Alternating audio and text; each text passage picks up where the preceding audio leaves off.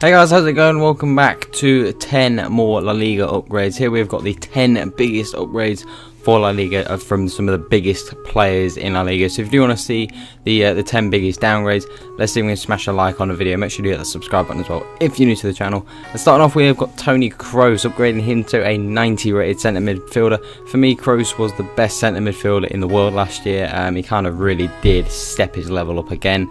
I think for me, having Kroos and Modric next year, probably both as 90 rated centre midfielders, is the right thing to do. I think Kroos, he was the best midfielder in the world, and I think maybe eclipsing him to Modric isn't really fair. They're both probably as good as each other.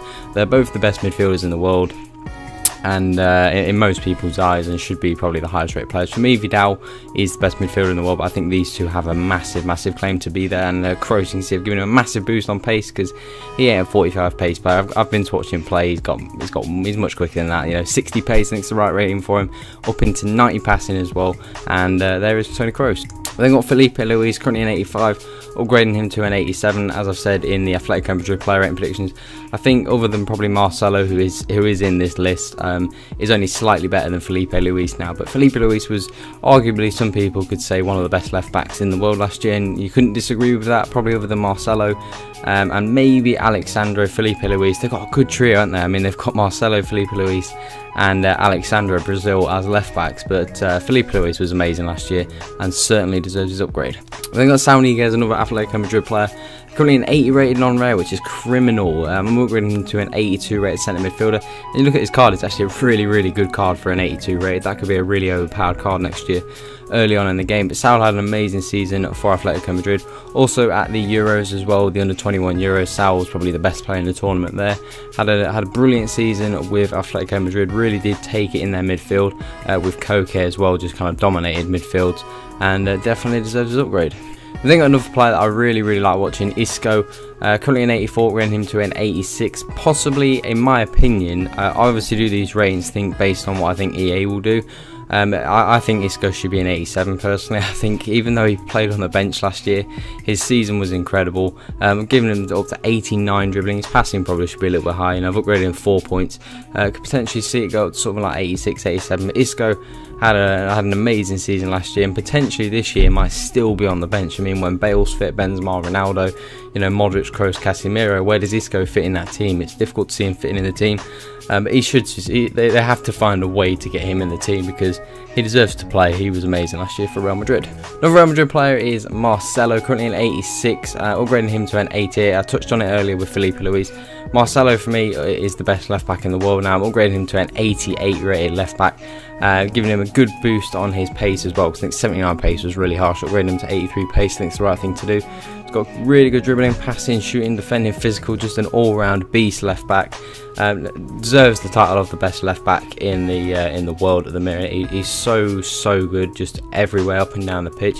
Sometimes can be found a little bit wanting defensively, but he's improved that over the last season or two. Doesn't leave it as many gaps going back, but going forward, he's better than some left wingers. He really is. Marcelo is just a pleasure to watch. We've then got Umtiti from Barcelona, upgraded him to an 84 rated centre back, and just look at that card: 76 pace, 84 defending, 81 physical, 72 passing and 72 dribbling. It is a beast card. Can you imagine Umtiti if he ever got up to like an 89, 90 rated centre back? Could you imagine what his card would look like? It would be it'd just be insane. It really would. But for an 84 rated, he's got a brilliant card, and he really did deserve his season. First season at Barcelona, I think he did very well. Definitely deserves his upgrade. Kind of was him and Piqué, the two centre backs for Barcelona, played really well together, really complemented each other. And Umtiti, for his first season, definitely deserves a good upgrade. We've then got Theo Hernandez, who has just moved to Real Madrid, 74 rated left back, currently upgrading him to a 77 rated left back. This is a good sign of Real Madrid, I think. Obviously seen as kind of maybe a long-term successor for Marcelo. Marcelo's going to be around for a long time, but what better player for Hernandez to learn off than Marcelo, the best left back in the world. Obviously will get used in the cup competitions, obviously maybe get rotated sometimes during the week for La Liga fixtures. But Hernandez had an amazing season last season, and you can see why Real Madrid bought him. You watch him going up and down defensively, offensively, he's really quick as well. I think he potentially could be like a 88, 89 pace fullback. But Hernandez definitely deserves his upgrade. We then have got another Real Madrid player. It is Casemiro, 83 rated CDM at the minute. Upgrading him to an 85 rated CDM was really amazing last year. Casemiro was kind of one of those players that in the Real Madrid team was kind of maybe the only one, with all due respect, the only one that you could maybe call that wasn't a star. You know, obviously players like Ronaldo, Kroos, Modric, Ramos, you know, Marcelo, Carvajal, they were all kind of stars, but Casemiro was kind of still that unknown quantity, and he really did step his game up last year in so many games last year. He was lucky in some games. Obviously he's got that temper about him where he can get sent off, but you know, as a holding midfielder that breaks the ball up, you know, just plays passes around, really sits in front of that defence. Obviously Real Madrid's defence can be a little bit open sometimes, so it's really important to have someone like Casemiro who can defend the back four really well, and he did that amazingly last year, and for me definitely deserves an 85, possibly up to an 86.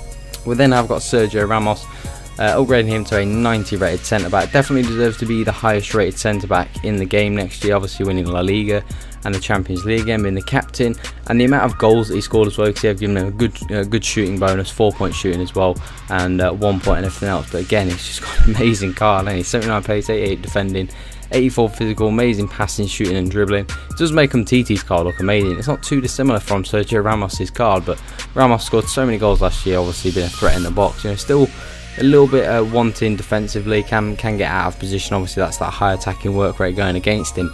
But you know, Ramos definitely deserves to be the highest rated centre back in the game next year, and he'll be a beast card yet again. And then to finish up, we have got Neymar, currently a 92 rated left winger. I've upgraded him to a 93 left winger because I think he massively deserves it. You know, arguably was the best player in the world last year, certainly the best season of his career. You know, whilst some people may disagree, obviously when you look at his stats, you know, his season doesn't look too great, but if you actually watch him play, and you watch him play now, for example in the International Champions Cup that's currently going on, he just commands the field. He really does. You know, he's very close to Messi's level. Obviously he might be leaving for PSG. It looks like he's going to be leaving for PSG, which for me, Neymar being my favourite player, is a shame. I'd love to see him in a Barcelona shirt for many years to come, but it looks like he's going to go to PSG. Understandably, for football reasons, he wants to become that, you know, that Messi, the new Messi, which I think he will be wherever he goes. You know, he will be the best player in the world in the next year or two. You know, I've said that for many years. If you followed the channel, that Neymar, I think, will be the best player in the world. Definitely deserves his 93 rated card. But that is it for the La Liga upgrades. Let me know in the comment section what you think of these upgrades. Let me know if I missed any out, and who else you think should be upgraded. Leave a like on the video if you do want to see more. Make sure you hit that subscribe button as well if you're new to the channel. That's all for today, guys. Have an awesome day. I'm out.